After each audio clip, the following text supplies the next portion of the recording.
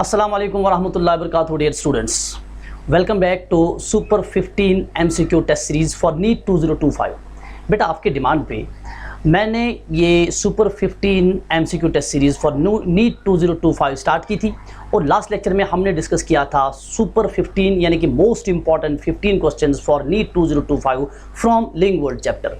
और अभी आज के दूसरे लेक्चर में हम बेटा सीक्वेंस में ही चलेंगे और हम सीक्वेंस में डिस्कस करेंगे most important 15 questions for NEET 2025 from your second chapter of NCERT that is biological classification.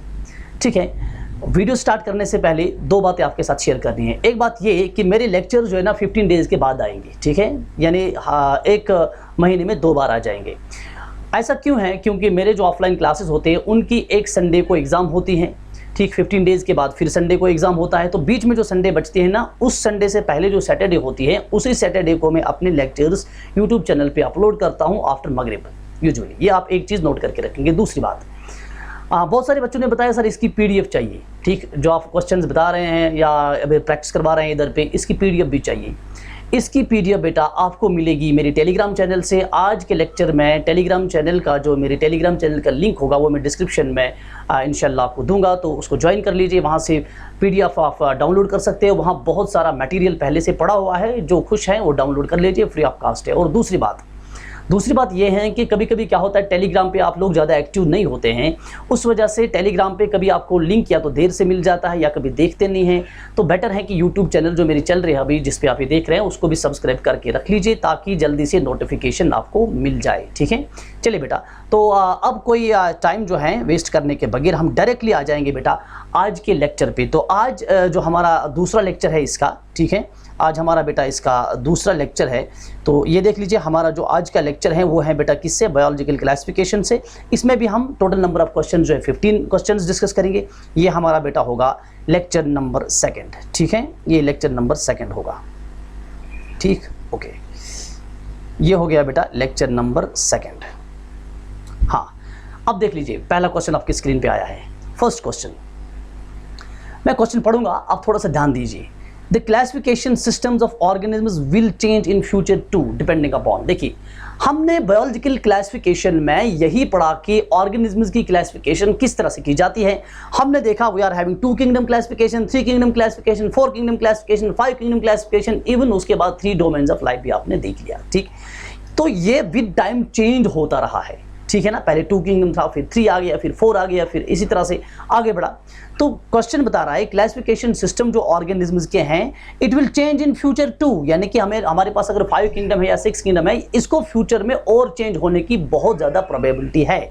लेकिन ये कब पॉसिबल है, ये किस चीज़ पे डिपेंड करता है कि हमारा जो क्लासिफिकेशन सिस्टम है ये फ्यूचर में चेंज हो जाएगा। NCERT का क्वेश्चन है और पूरा आपके NCERT से क्वेश्चन लिया है। शायद ये क्वेश्चन आप कहीं देखें ना, तो इसलिए आपको लगे कि थोड़ा सा टफ है। देखिए बेटा, पहला ऑप्शन क्या है, ये किस पे डिपेंड करेगा? Improvement in our understanding of characteristics among organisms.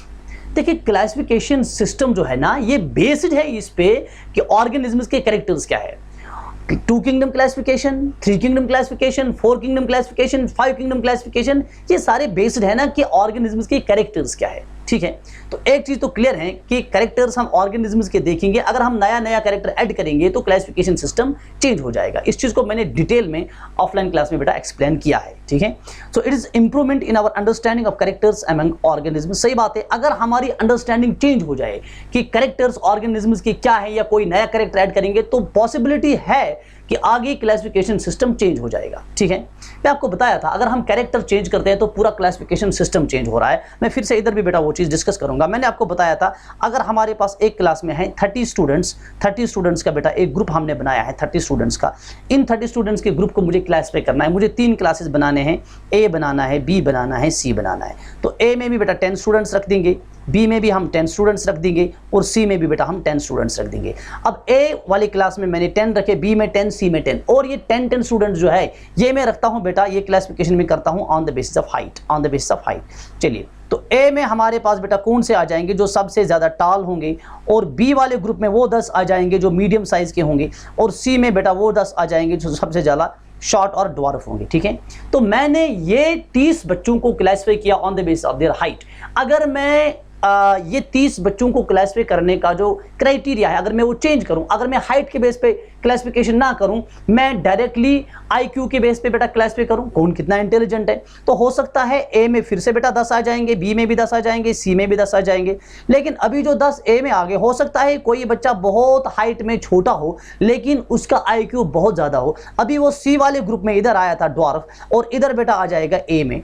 और हो सकता हो कि कोई इधर ए में आया था जो टाल था, और वो इधर सी में बेटा चला जाएगा क्योंकि उसका आईक्यू बहुत कम होगा। तो इसका मतलब क्या है कहने का मतलब ये है कि अगर आप क्लासिफिकेशन सिस्टम का क्राइटेरिया या कैरेक्टर चेंज करते हैं तो पूरी सिस्टम चेंज हो जाती है। ठीक है, सही बात है।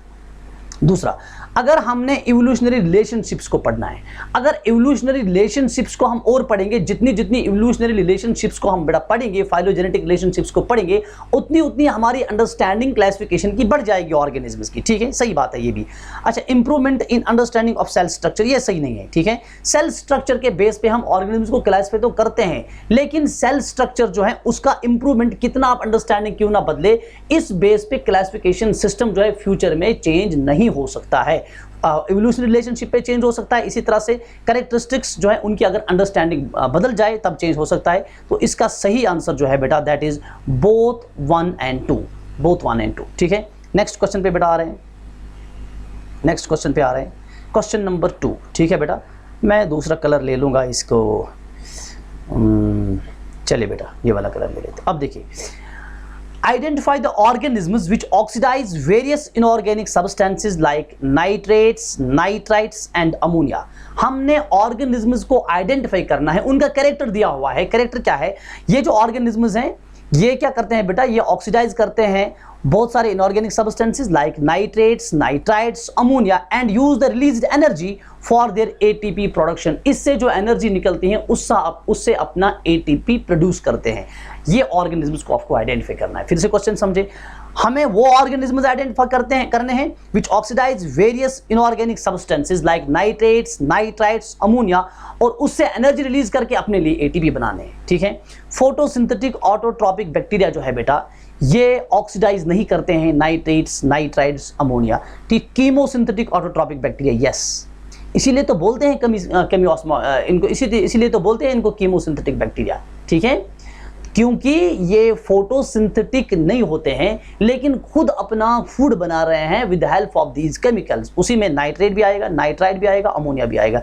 हेटेरोट्रॉपिक बैक्टीरिया नहीं आएगा, नन ऑफ दीज नहीं आएगा। तो सही ऑप्शन जो है दैट इज ऑप्शन नंबर 2। चलिए बेटा, आपका टाइम ज़्यादा नहीं लेंगे, डायरेक्टली क्वेश्चन नंबर 3 पे आ जाएंगे। जहां मुझे डिस्कस करना होगा लंबा सा वहां कर लेंगे, जहां डायरेक्टली क्वेश्चन सिंपल है। और हर लेक्चर जो मैं दे रहा हूं इसमें सिंपल क्वेश्चंस भी हैं, क्योंकि नीट में सिंपल भी आते हैं, उसमें मॉडरेट लेवल भी क्वेश्चन हैं, उसमें असर्शन रीजन क्वेश्चन भी हैं, उसमें मैच कॉलम भी क्वेश्चन है। इन 15 में सबका प्रैक्टिस आपको हो रहा है बिल्कुल अच्छी तरीके से।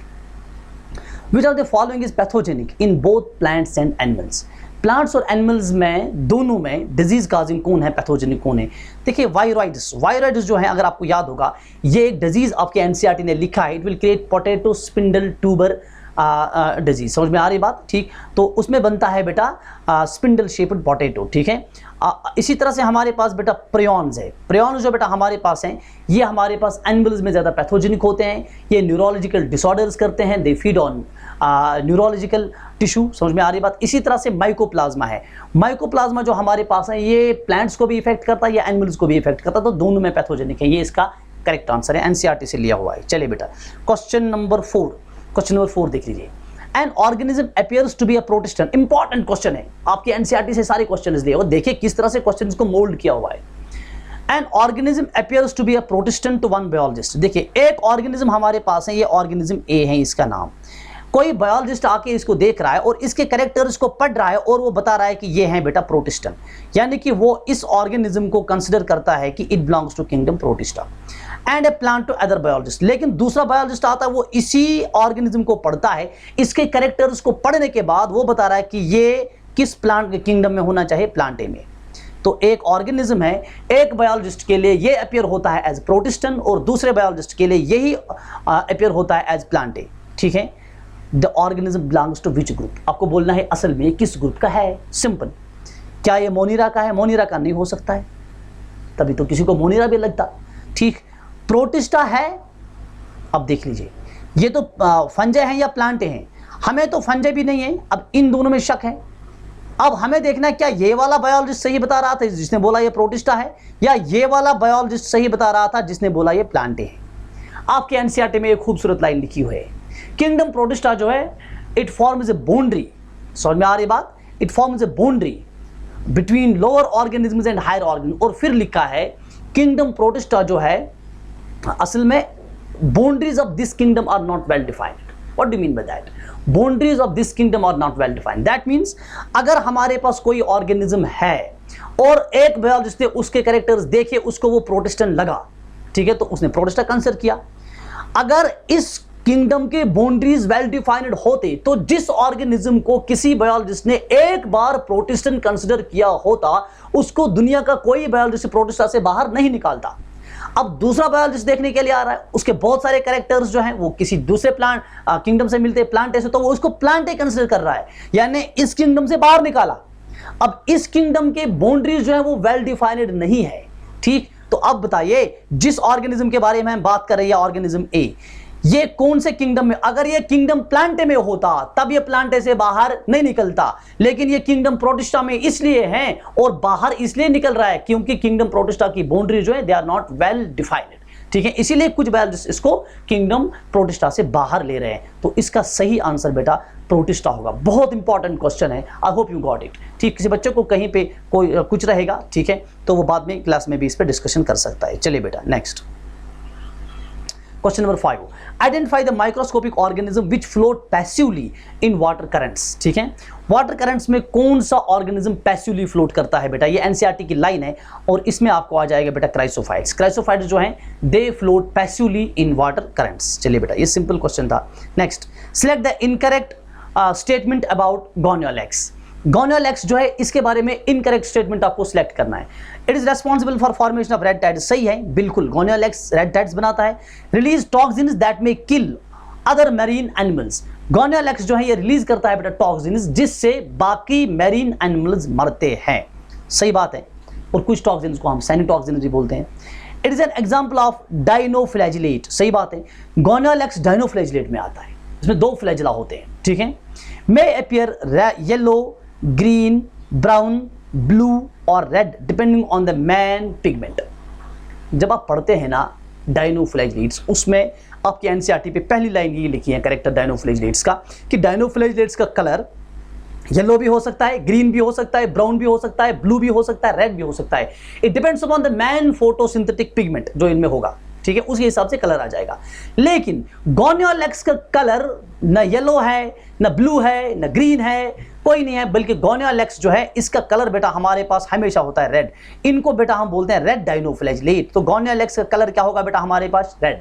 तो सारे डाइनोफ्लैजिलेट्स का कलर, ठीक है, वो किसी का एक हो सकता है, किसी का दूसरा हो सकता है, किसी का तीसरा होता है। तो Gonyaulax is one of the डाइनोफ्लैजिलेट, लेकिन इसका कलर क्या है रेड। तो ये वाली जो ऑप्शन है ये गलत है और यही ऑप्शन हमें सिलेक्ट करनी है, ये सही ऑप्शन हो गया। क्लियर हो रही है बात? कितने अच्छे क्वेश्चन है, ठीक। अब नहीं पता आपको कैसे लगते हैं लेकिन बड़ा सोचना पड़ता है इन क्वेश्चंस में। चलिए question number 7, identify the organisms in which spores are formed in fruiting bodies. आपको ऑर्गेनिज्म को आइडेंटिफाई करना है जिनमें स्पोर्स बनते हैं बेटा फ्रूटिंग बॉडीज में। से फॉर एग्जांपल ये हमारे पास फ्रूटिंग बॉडी होगी, ये देखो ये हमारे पास बेटा फ्रूटिंग बॉडी होगी। तो फ्रूटिंग बॉडी के अंदर बेटा इस ऑर्गेनिज्म के अंदर, फ्रूटिंग बॉडी के अंदर इस तरह से क्या बन रहे हैं बेटा, शाबाश, स्पोर्स बन रहे हैं, ठीक।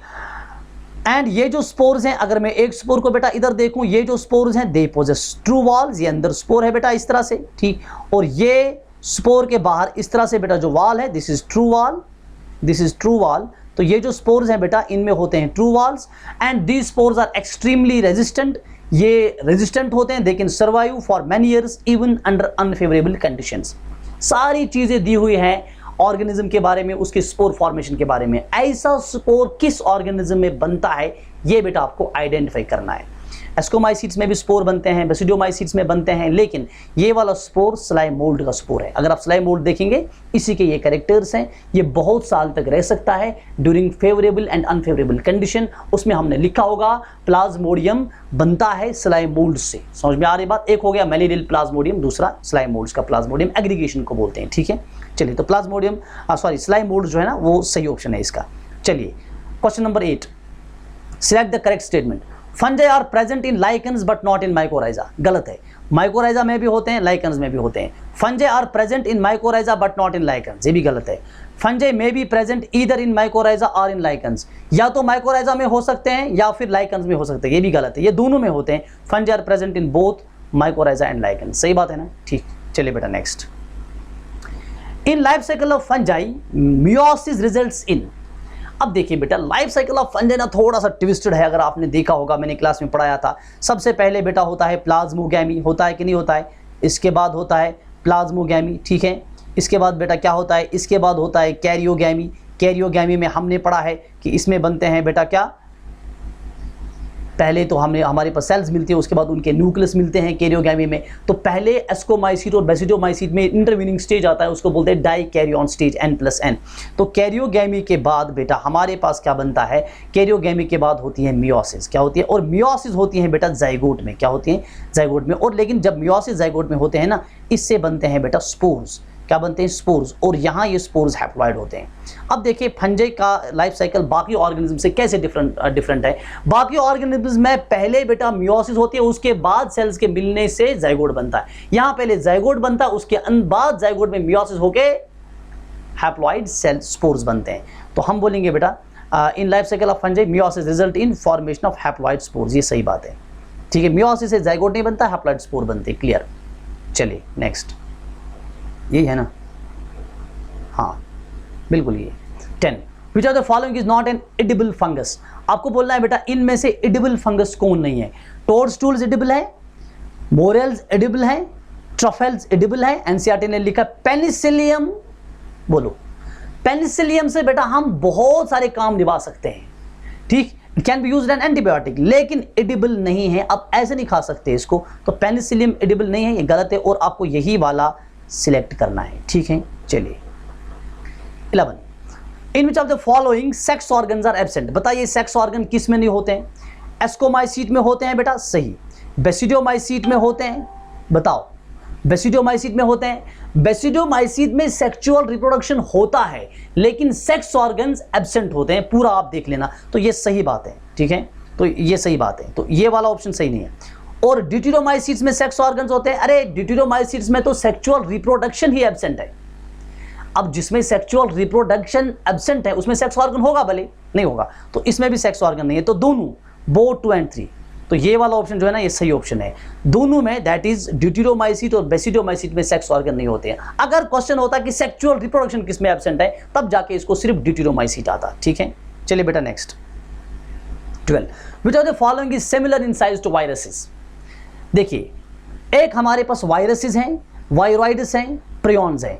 वायरसेस को हमने क्या बताया बेटा, वायरसेस को हमने किस तरह से डिफाइन किया। हमने वायरसेस को बोला दीज आर न्यूक्लियोप्रोटीन्स। क्या मतलब है, एक प्रोटीन कोट होता है, अंदर न्यूक्लिक एसिड होता है, ठीक। फिर हमने वायरॉइड्स को क्या बताया बेटा, वायरॉइड्स को क्या बताया, वायरॉइड्स को हमने बताया दीज आर आरएनए फ्रेगमेंट्स, यानी कि इनमें प्रोटीन होता नहीं है। फिर हमने बताया बेटा प्रियॉन्स। प्रियॉन्स को हमने क्या बताया, प्रियॉन्स को हमने बताया these are just protein particles, ठीक है। तो ये प्रोटीन कोड जैसे होता है इस तरह से। अब साइज में ये और ये आपको बेटा इक्वल दिखेगा। तो वायरसेस जो है ना ये ऑलमोस्ट सिमिलर साइज होते हैं एज दैट ऑफ प्रियॉन्स, ठीक है। तो which of the following is similar in size to viruses. तो ये हमारे पास बेटा प्रियॉन्स हो गया, 1 and 2 नहीं, दोनों नहीं, सिर्फ प्रियॉन्स इसमें आ जाएगा, ठीक है। चलिए नेक्स्ट, हाँ match column. Match column question number 13 है, उसके बाद 2 होंगे assertion reason type. Match column A with column B and select the correct option. Column A को कॉलम बी के साथ क्या करना है, मैच करना है, फिर करेक्ट ऑप्शन लेना है। पक्सिनिया, ठीक है। पक्सिनिया जो हमारे पास है बेटा, पक्सिनिया, इसको बेटा हम बोलते हैं it is responsible for wheat rust, ठीक है। पेनिसिलियम जो है ये हो गया बेटा एंटीबायोटिक, ठीक है। अल्बुगो जो है it is parasitic fungi on mustard plant, अगर याद होगा तो। यूस्टलैगो जो है बेटा इसको हम बोलते हैं स्मट फंजाई। तो 1 के साथ मिल गया सी, 1 के साथ मिल गया सी, 2 भी है 3 भी है ऑप्शन अभी। पेनिसिलियम 2 के साथ मिल गया डी, 2 के साथ डी, इधर भी इधर भी। अल्बुगो ए के साथ 3 के साथ मिल गया ए, 3 के साथ ए, ये वाला ऑप्शन सही है। 1 के साथ सी, 2 के साथ डी, 3 के साथ ए और 4 के साथ बी, हो गया करेक्ट मैचिंग। चलिए बेटा next, assertion. Viruses did not find any place in classification, सही कि गलत? सही। 5 किंगडम क्लासिफिकेशन में वायरस की कोई जगह नहीं है। रीजन क्या है? Viruses are not considered truly living. Viruses जो है ये सही तरीके से लिविंग नहीं है। वायरसेस को हम बोलते हैं इट इज न्यूक्लियोप्रोटीन। इसमें दो चीजें हैं, न्यूक्लिक एसिड है, प्रोटीन है। लेकिन लिविंग किसको बोलेंगे? सेल को कैसे डिफाइन किए थे आप? सेल को आप डिफाइन किए थे it is the basic structural and functional unit of life. तो लिविंग हम उसको बोलेंगे ना जिसमें बेसिक सेल्यूलर स्ट्रक्चर होगा। वायरसेस आर एसेल्यूलर, इनमें पूरे का पूरा सेल का स्ट्रक्चर नहीं है, सिर्फ प्रोटीन और न्यूक्लिक एसिड है। इसलिए जो चीज पूरी तरह से लिविंग है नहीं उसको कैसे क्लासिफाई कर सकते हैं? सही बात है ना। तो रीजन असर्शन को एक्सप्लेन करता है। हम लिखेंगे both assertion and reason are true and reason is the correct explanation of assertion. ये वाला इसका सही आंसर होगा, बाकी नहीं आ जाएंगे। चलिए बेटा लास्ट में क्वेश्चन नंबर 15, फिर से assertion reason. Assertion, lichens are very good pollution indicators, सही कि गलत? सही। लाइकन्स जो है ना दीज आर पोल्यूशन इंडिकेटर्स। कैसे इंडिकेट करते हैं पोल्यूशन? रीजन लिखता है lichens grow well in polluted areas. ये पोल्यूटेड एरियाज में ग्रो होते हैं, इसीलिए पोल्यूशन इंडिकेटर है। ये इंडिकेट करते हैं कि यहाँ पोल्यूशन है जहाँ लाइकन होगा। सही बात है कि गलत है?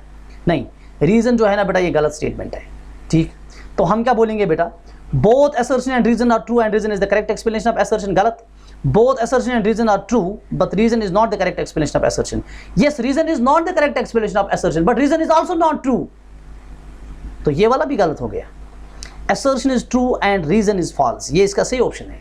Assertion सही है, reason गलत है। ठीक है बेटा, तो ये हमारे पास हो गए बेटा आज के सुपर 15 क्वेश्चंस जो मैंने लिए थे आपके बायोलॉजिकल क्लासिफिकेशन से। ठीक है, तो ये वाले क्वेश्चंस को आपको क्या करना है बेटा? बहुत ज़्यादा प्रैक्टिस करना है। ठीक है, और ये वाले क्वेश्चंस में अगर कहीं भी कोई कंफ्यूजन है टेलीग्राम पे भी आप मुझे अगर मेरा नंबर टेलीग्राम पे होगा तो वहाँ पे भी आप डिस्कस कर सकते हैं। मेरा व्हाट्सअप नंबर आपके पास होगा, डिस्कस कर सकते हैं। जिनके पास नहीं है ठीक वो कमेंट करके लिख सकते हैं। यूट्यूब के इस वीडियो में भी तो मैं उनको जो व्हाट्सअप नंबर है वो भी शेयर करूंगा डाउट्स के लिए। और मैं सोच रहा हूँ डाउट्स का एक प्रोग्राम में लाइव लिया करूंगा 1 हफ्ते में, तो उसके बारे में भी आप अपनी राय देंगे। समझ में आ रही बात? ठीक, आज के लिए इतना ही। इंशाल्लाह मिलते हैं तीसरे लेक्चर में आफ्टर 15 डेज। तब तक के लिए अल्लाह हाफिज़।